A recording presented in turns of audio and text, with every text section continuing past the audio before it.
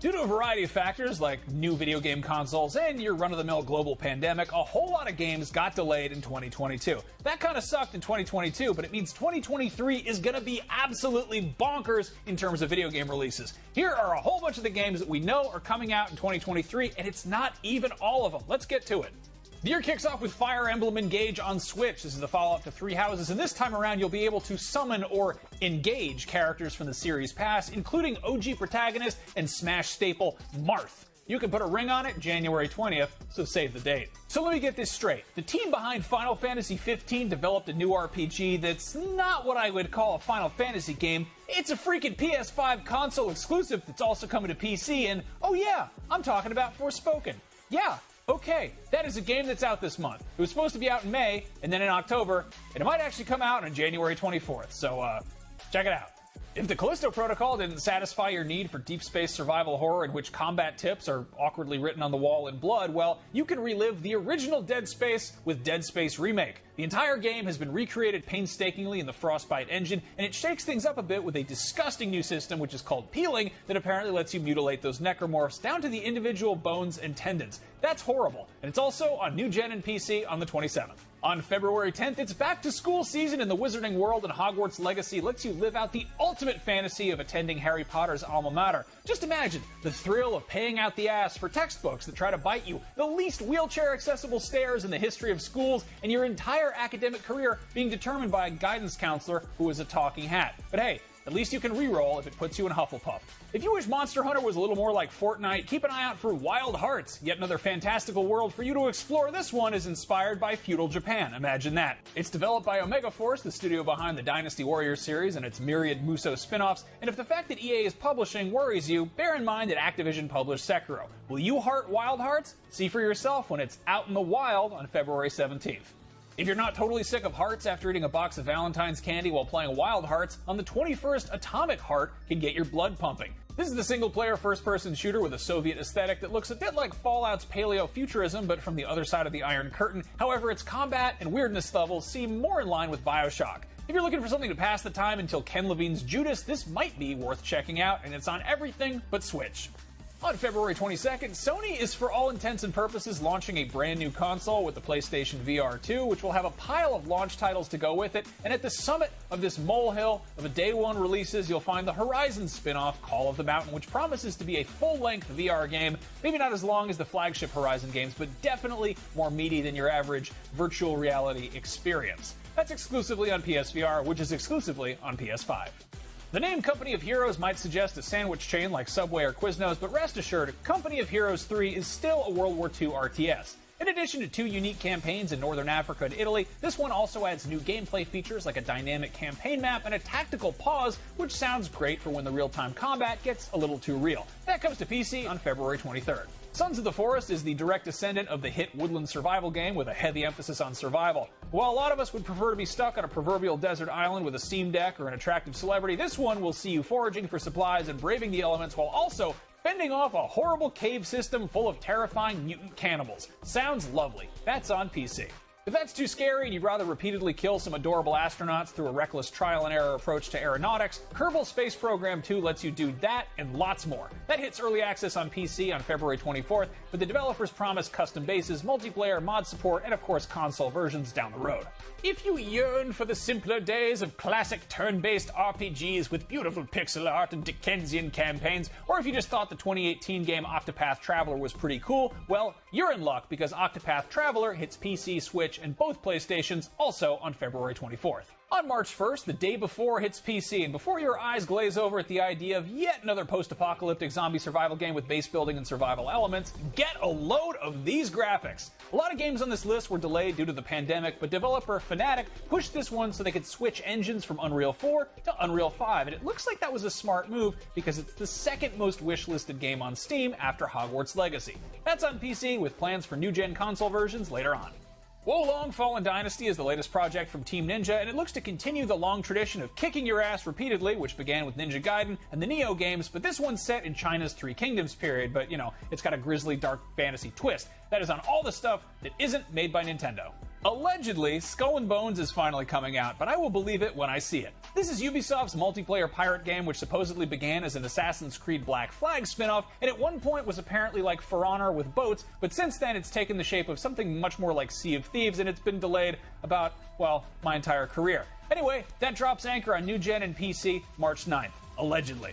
To make up for the extremely long wait for Bayonetta 3, Platinum Games is rewarding fans of the bespectacled Umber Witch with a brand new installment less than a year later. Bear in mind, it's a pretty big shift, ditching the realistic third-person action for a top-down adventure with a cuter storybook aesthetic, but it definitely looks more fun than waiting 5 years for a sequel. That is on Switch, March 17th. Still on March 17th is Star Wars Jedi Survivor, the follow-up to Fallen Order, which sees the return of an older and hairier Cal Kestis who will undoubtedly have some new tricks up his sleeve. Technical hiccups aside, Respawn knocked it out of the park with the first game, so hopefully this continues this streak that is on new-gen consoles and PC. What are you buying? Well, on March 24th, Resident Evil 4 Remake probably. Between the recent mainline entries and the last two remakes, Capcom probably hasn't had the trust of fans like this since, well, probably RE4's original release, and a modern remake of one of the best, albeit most divisive games in the entire series, with a few modern adjustments, seems like it'll be a pretty good time. That's on both PlayStations, Xbox Series X, and PC.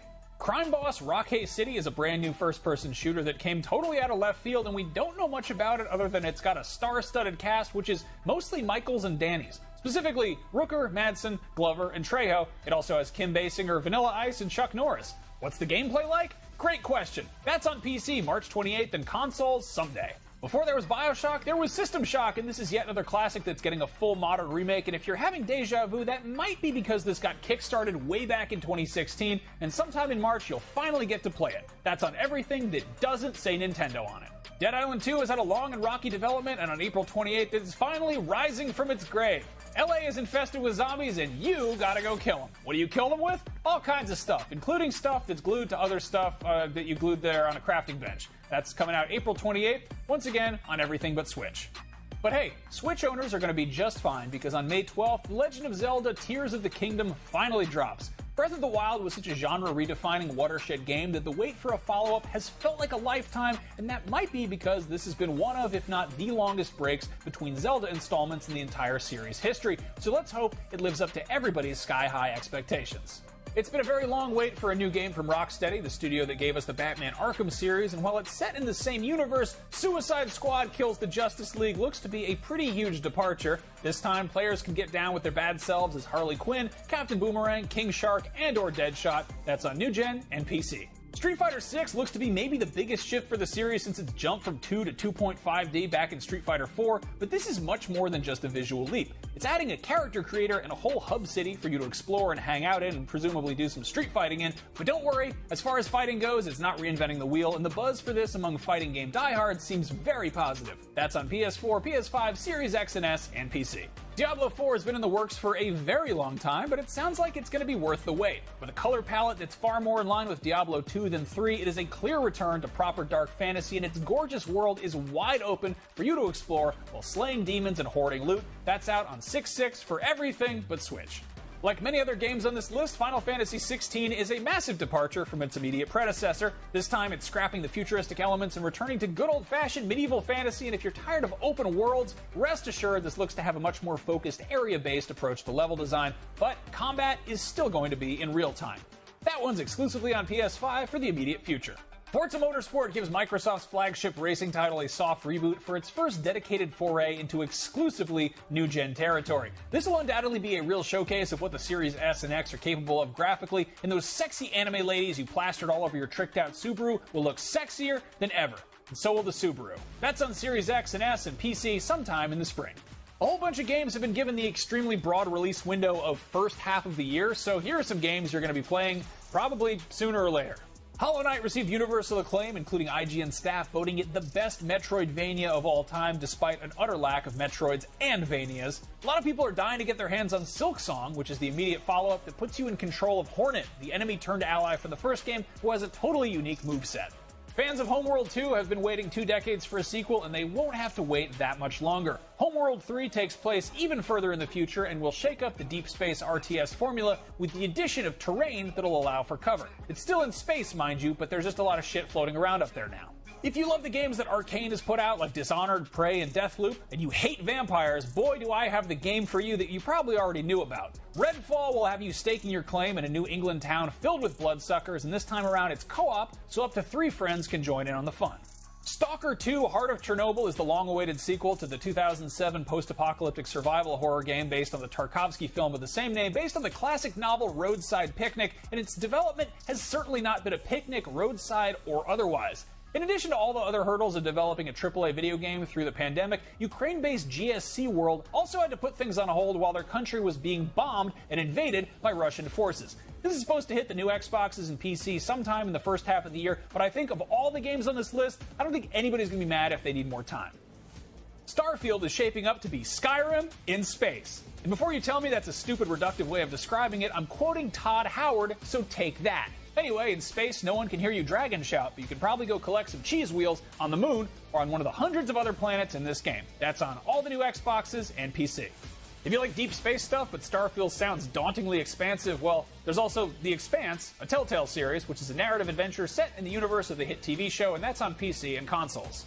If you think narrative adventures are a novel idea, well, it's time to unravel a new story with Alan Wake 2, which sees the return of Remedy's author-protagonist, but this time around promises to be a proper survival horror.